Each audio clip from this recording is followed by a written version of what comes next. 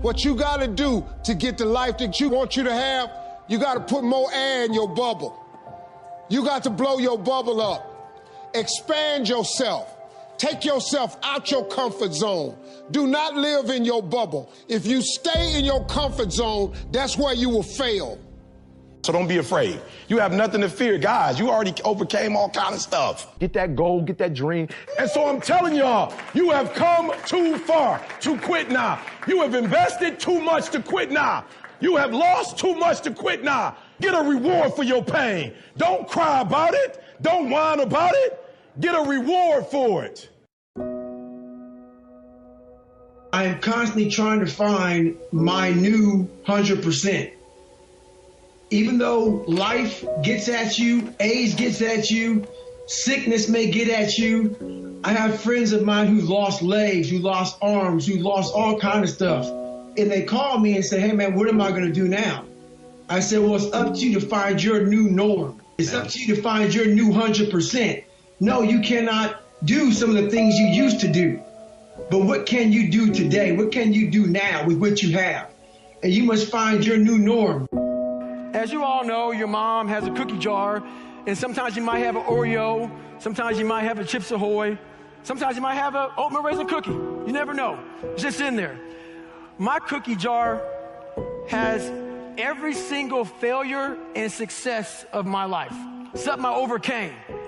So what happens in time of life when you're stressed out and things get bad, even the hardest guy in the world, me, everybody thinks, and I think I'm the hardest guy in the world. You got to believe that. You got to believe you are something. I will, in my mind, reach into my cookie jar, and sometimes you forget how hard you are in times of need. Because you're stressed, but you forget. I'm a Navy SEAL. I'm a Ranger. I'm this and that, but you forget all that because your life sucks. I calm down, take that 1 second, get control of my life, reach in the cookie jar. Well, you got called nigger your whole life, and you're now the only person in history to do this, and this. Put it back in the cookie jar, reset my mind. You have to remind yourself of how badass you really are in times of need. That's the cookie jar.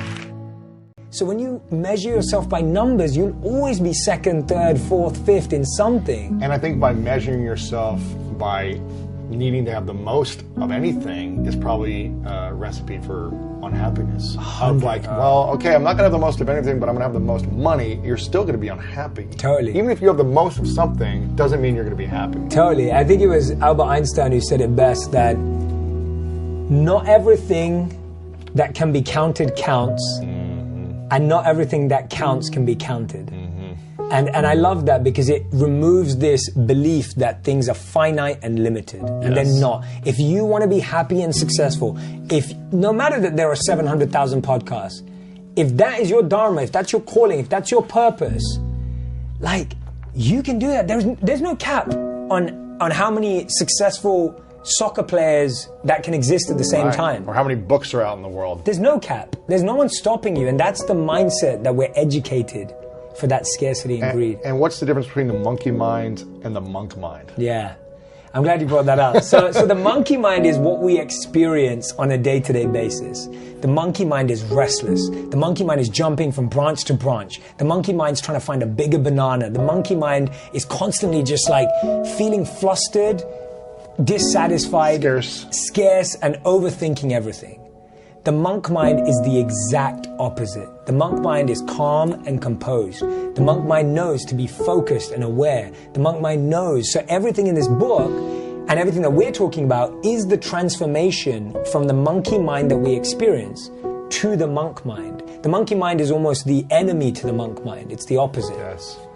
And how does someone who is living in a sense of scarcity, because there are people living in scarcity where they're unable to pay their bills, they're unable to provide food for their kids, they're single moms, they're stressed. They're stressed, they're overwhelmed. It's hard to get into a sense of abundance when you're in scarcity and stress. So how does someone find purpose in chaos when they can't even get out of the thinking because they're just trying to survive? Yeah. So, beautiful question. My biggest answer is, first of all, I empathize with anyone who's been in that situation, having I can't ever say I've been in that situation in the same way, but I've experienced similar things. You've feeling in your life. Yeah, in my own way. And I've seen my mum go through stuff like that. I know that my mum worked really hard to raise me and my sister while working, you know, while running around. And I've seen my mum be that incredible powerhouse of a person. And the main thing I would say is, what you can do right now is find meaning in what you do. Make what you do meaningful, passionate, and purposeful. You don't need to suddenly look to become an entrepreneur or start a side hustle or find some more time. Find meaning. And the way you find meaning is you genuinely stop, press pause for a second, and go, what am I living for? Like, what am I living for right now? And if you're living for your child, and if you're living to provide and put food on the table, that is a beautiful thing that we should celebrate more. Yeah. And sometimes it takes us a moment to stop and celebrate that. And so I would say find meaning, because you can't always find happiness, you can't always find positivity, but you can always find meaning in that position. So I'll give an example. Like, I lost someone really important to me, a mentor, a few days back. I can't be positive about that. You can't be happy about that. Yeah, it's hurtful. You feel sad, you feel lost, but guess what? I can find meaning in it. Because I can make a list of every lesson he taught me and make a plan to try and live every one of those lessons. Wow, that's beautiful. And so if you're in a really tough situation right now, don't look for positivity. Don't look for happiness. Look for meaning. That's a good one.